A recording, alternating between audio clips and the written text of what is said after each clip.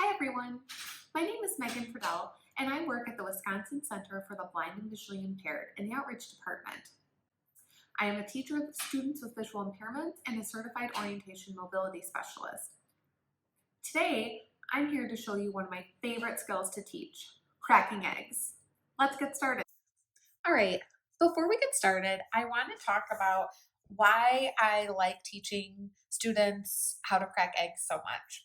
So, first of all, eggs are used in a ton of different recipes from simple to complicated. So, being able to crack an egg efficiently and effectively is a really important skill.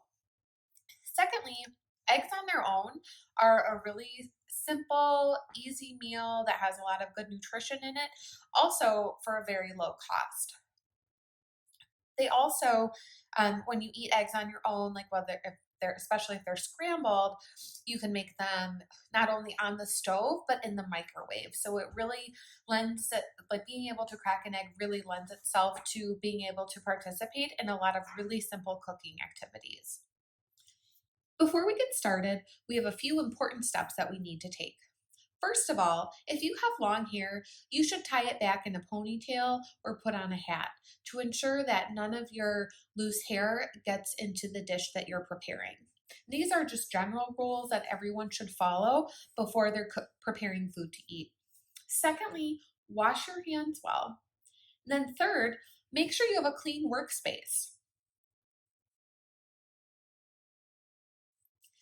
For tools for this activity, you can use a mug or a bowl. I have a mug out in front of me, and those who have worked with me before know I'm a huge fan of using mugs for cooking. So look for more videos with mug recipes to follow. Then you need an egg. And my egg actually came from my chickens in my backyard, which is kind of neat. So it's brown with dark brown speckles on it. And then I like to use a cutting board to define my workspace.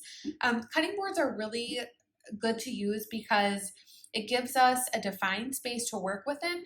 And then also, if you do get egg yolk on your workspace, it's very easy to just pick it up, put it in the sink, and you're all cleaned up. As I mentioned, I'm using a white cutting board for my workspace.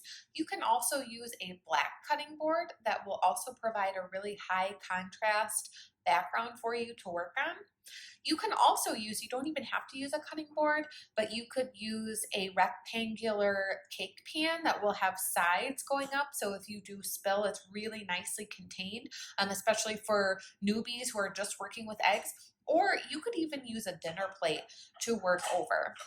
So there's many different options for when you cook in the kitchen.